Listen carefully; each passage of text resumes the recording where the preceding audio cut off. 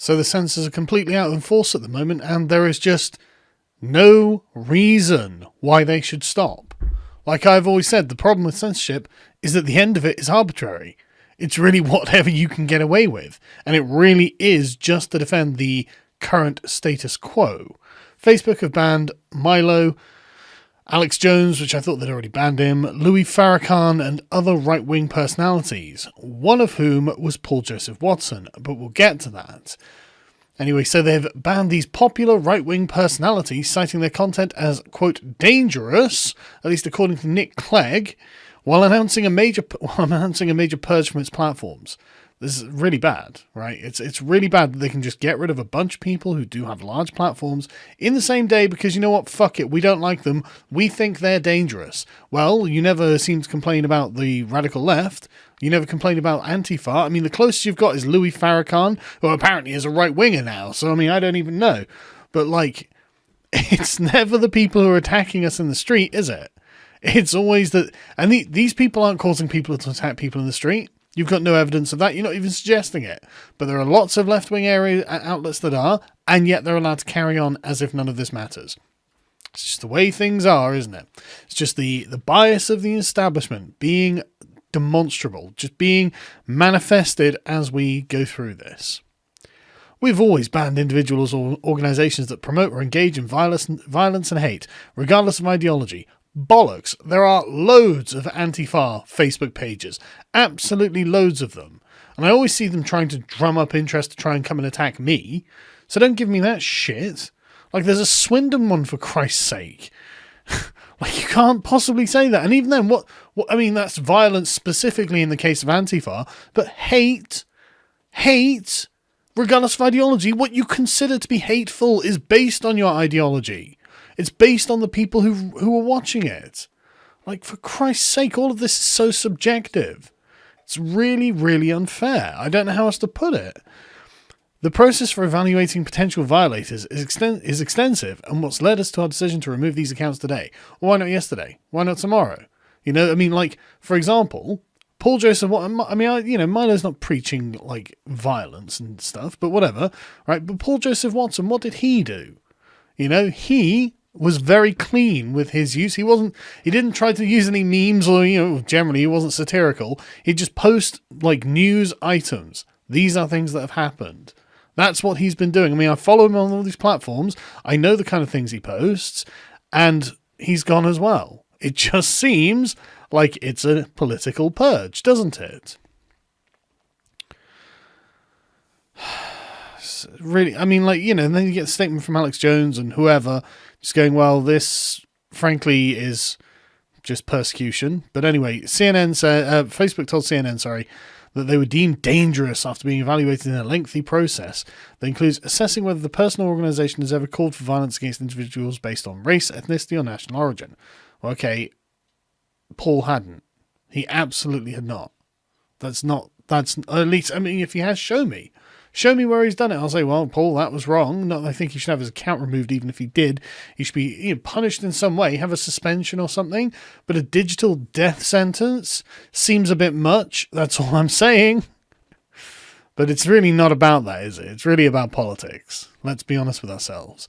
It always cuts the same way. It's always the same kind of anti-establishment person who's right-wing or populist, and it's them under the microscope. It's never the establishment, because it's about protecting what is and not allowing people to be free. That's what it is. It's about protecting their structures, which is odd because normally they're the first people who say, oh, tear down those walls. But anyway. But yeah, so, I mean, this is the case. Paul Joseph Watson says, I've been banned by Facebook. I was given no reason. I broke none of their rules. An authoritarian society controlled by a handful of Silicon Valley giants. All dissent must be purged. Please visit summit.news while it still exists. Yeah, assuming he doesn't get taken down for something else. I mean, and this summit.news site, this is his new news site, I suppose, and it's perfectly mainstream looking, I mean, there's nothing about the things that he's printing there that even seem to have any kind of editorialization on them. He's just saying, look, these things have happened, make up the decision for yourself. And that's how things should be, frankly. And Count Dankula, of course, was smeared recently by the BBC, and so he's been his Discord got deleted, and he personally has been banned from Discord. That's how this is going. You can tell how they can. This is what happens when you start pushing back. We'll try and get ourselves elected. Oh yeah, well, we're going to start censoring you openly. So they claimed, and I know that he's not going to have done this, Discord is focused on maintaining a safe and secure environment for our community, and your account has been flagged by the Discord community for violations of our terms of service and community guidelines. Our team has reviewed the claim and taken action by disabling your account. Your account was found to have sent death threats to others, participated in targeted harassment, or incited violence against individuals or communities. No fucking way did Dankula do any of those things. It would have been stupid, childish banter in his Discord. This is unreal because, it's just unfair to say that people can't have fun on your servers. They can't mess around. This is not, and no one in their right mind would suggest that Dank's Discord was like a place of serious events. There weren't like Nazis planning the end of the Jews in there or something. There wasn't like, the Nation of Islam planning the end of the white man in there or something. It was people who were just posting disgusting stuff to offend and like shock one another. Like that's it. It was silliness. That's basically what it is. And it's like, I can't do that on my Discord. On my Discord, I have to be squeaky clean. It's entirely no non-safe for work public bloody rooms, So I pay the moderators to keep things out, So what are you going to do? But yeah, so we're just in censorship season because it looks like everyone's worried that something might go somewhere. And I just want to be sure, like, is this not inciting hate then? When David Lammy calls Jacob Rees-Mogg a Nazi, that's not inciting hate. Somehow they're everything else, like all these other jokes, and things that haven't been said, like Paul Joseph Watson apparently did nothing apart from be successful in his activism against the radical left. What on earth does it take for these people to start getting, at least spoken to? At least can we just have like everyone just say, look, David, that's wrong. You're really not helping, and then go, oh, those racists. Well, who cares, man?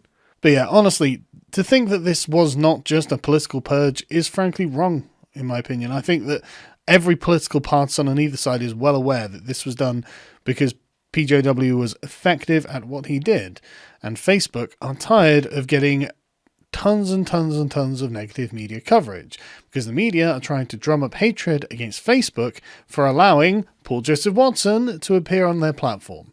And it appears to have worked. Same with Alex Jones, same with Laura Loomer, same with Milo Yiannopoulos, right? None of these people are white nationalists. So they're not calling them white nationalists. There are probably still loads of white nationalists on Facebook. Richard Spencer probably still has his Twitter account. It's really about the sort of hardline centre-right conservatives who are aware that conservatives have become very weak and need to morally oppose the left. It's those people who are getting chewed out. Many of them Jewish as well. Just thought it was an interesting point, isn't it? But anyway, yeah, so we're in censorship season, and be careful.